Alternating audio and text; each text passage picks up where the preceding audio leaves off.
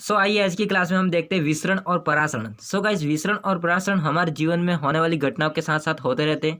तो हम उनको पहचानना पड़ता है, उनको कैसे होता है और कैसे नहीं होता है। सारा डिटेल इस वीडियो में क्लियर हो जाएगा। तो गाइस चलिए हम विसरण को देखते हैं। तो देखो, विसरण क्या होता है। जैसे कि आपने देखा होगा, जैसे शादी वगैरह में लोग जाते हैं तो बड़ी आसानी से सेंट लगा के जाते हैं ना, सेंट लगा के जाते हैं, यानी कि पूरा कपड़े और सारा लगाते हैं। और फिर जाते हैं तो हम कोई रास्ते में गुजर रहा होता है और जिसकी गर्लफ्रेंड होता है उसको तो अच्छी तरह से पता होगा, उसके पास जाएगा तो अपने को भी सेंट वाला बना देगा, है ना। तो समझना गाइज, छोड़ना वीएफ को। तो यहाँ पर जैसे कि एक कमरे में हम क्या करते हैं, अगरबत्ती जला देते हैं। वो अगरबत्ती का धुआं होता है, वो सारे कमरे में फैल जाता है और अपन को भी क्या होता है, वो उसका महसूस होता है, उस धुएं का, है ना, गंध का। तो समझना कि ये होता क्या है। तो देखो गाइस, यहाँ पर सांद्रता पर क्रिया करता है। एक होती है अधिक सांद्रता, ध्यान से समझना। एक होती है अधिक सांद्रता प्लस एक होता है निम्न सांद्रता, या फिर कम सांद्रता भी कह सकते हैं, कम सांद्रता। ध्यान देना। अब यहाँ पर हो सकता है गैस भी हो सकते हैं, यानी कि गैस के अणु भी हो सकते हैं, या फिर कोई भी लिक्विड यानी कि जल के अणु भी हो सकते हैं, जल के अणु भी हो सकते हैं। तो ध्यान रखना कि जो गैस के अणु या फिर जल के अणु, वो क्या होते हैं, अधिक सांद्रता। जहाँ पर अधिक होते हैं वो कम स्थान, यानी कि जहाँ पर कम होते हैं गैस के अणु या फिर जल के अणु, वहाँ पर जाते हैं। इसका मतलब क्या हुआ, तो पदार्थ के अणुओं का अधिक सांद्रता से कम सांद्रता की ओर गति, ये क्या कहलाता है, विसरण कहलाता है। गाइस, डेफिनेशन क्या होती है वो समझना। पदार्थ के अणुओं का अधिक सांद्रता वाले क्षेत्र से कम सांद्रता वाले क्षेत्र की ओर गति विसरण कहलाता है। वही बात आती है क्या कि अधिक सांद्रता से कम सांद्रता क्षेत्र की ओर होने वाली गति, ये क्या कहता है, विसरण कहते हैं। तो गाइस समझना, जैसे कि अपन कुछ पानी डालते हैं रोड पर, तो वो पानी होता है वो आगे बढ़ता रहता है, यानी कि वो कोशिश करता है, इसको जल के अणु कह सकते हैं, वो कोशिश करता है कि अधिक सांद्रता वाले क्षेत्र से कम सांद्रता वाले क्षेत्र की ओर गति कर देगा।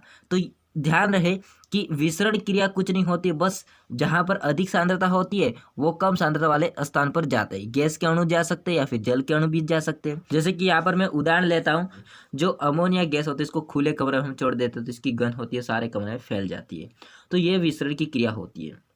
ध्यान देना कि पदार्थ के अणुओं का अधिक सांद्रता वाले क्षेत्र से कम सांद्रता वाले क्षेत्र की ओर गति विसरण कहलाता है। अब देखते हैं परासरण को। गाइस, परासरण को समझना ध्यान से। कभी आपने गौर किया होगा कि कोई पक्षी मर जाता है तो पानी में इसको डाल देते तो वो कुछ समय के बाद वो सड़ जाता है, यानी कि कह सकते हैं कि वो फूल जाता है ना। जैसे कि अपन भी कोई भी आदमी जैसे मर गया तो वो पानी में आ रहा है तो उसकी जो बॉडी होती है सारी फूल जाती है। इसके बाद दूसरा एग्जांपल लेता हूँ मैं, तो जैसे किशमिश होती है, किशमिश आप जानते हो, तो सिकुड़ी हुई है किशमिश, उसको जल में डालते हैं तो वो किशमिश थोड़ी देर बाद या कुछ समय बाद वो क्या होती है, फूल जाती है। तो ये सारी क्रिया होती है परासरण पर आधारित होती है।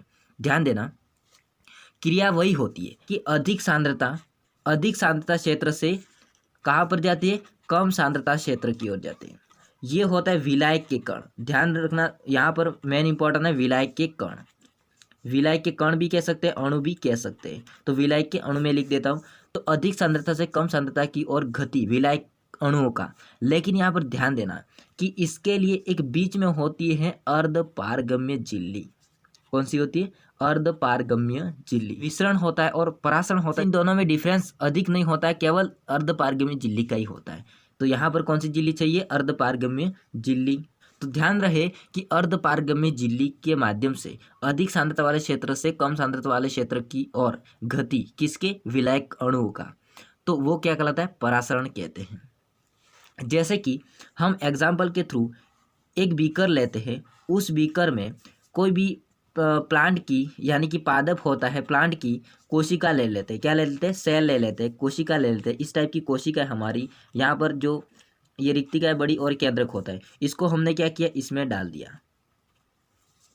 इसमें क्या किया, डाल दिया। इसमें इस कोशिका को हमने डाल दिया। ये क्या है, विलायक। ये क्या है, विलायक। अब इसमें डाल दिया तो ये कोशिका होती है फूल के इतनी बड़ी हो जाती है। तो यहाँ पर ध्यान देना गाइज, फूल के इतनी बड़ी हो जाती है, इसका मतलब क्या हुआ कि यहाँ पर परासरण की क्रिया होगी। ये कोशिका में हम जानते हैं बाहर की तरफ क्या होता है, सेल वॉल होता है, और इसके अंदर क्या होता है, सेल वॉल होता है और इसके अंदर क्या होता है, पीएम होता है, यानी कि प्लाज्मा मेम्ब्रेन होती है। प्लाज्मा मेम्ब्रेन होती है। तो प्लाज्मा मेम्ब्रेन और सेल वॉल होती है, वो दोनों काम करती है अर्धपारगम्य झिल्ली का। अर्धपारगमी झिल्ली का काम करने के कारण से यहाँ पर ऑस्मोसिस की क्रिया होती है। तो ऑस्मोसिस क्रिया के दौरान ये कोशिका कुछ समय के पश्चात फूल जाती है, तो ये घटना क्या कहलाती है, परासरण कहते हैं। तो गाइज इसकी डेफिनेशन वही होगी, विलायक के अणुओं का अधिक सांद्रता वाले क्षेत्र से कम सांद्रता वाले क्षेत्र की ओर अर्धपारगमी झिल्ली द्वारा गति, तो उसे हम क्या कहते हैं, परासरण कहते हैं। या फिर सिंपल लॉजिक है कि अर्धपारगमी झिल्ली के माध्यम से अधिक सांद्रता वाले क्षेत्र से कम सांद्रता वाले क्षेत्र की ओर विलायक अणुओं का गति या फिर विलायक अणुओं की विसरण की क्रिया, ये क्या कहलाती है, परासरण कहते हैं। सो आई होप आपको ये डिटेल समझ में आया होगा, विसरण एंड परासरण। तो आगे मिलते हैं नेक्स्ट वीडियो में, तब तक के लिए जय हिंद, वंदे मातरम।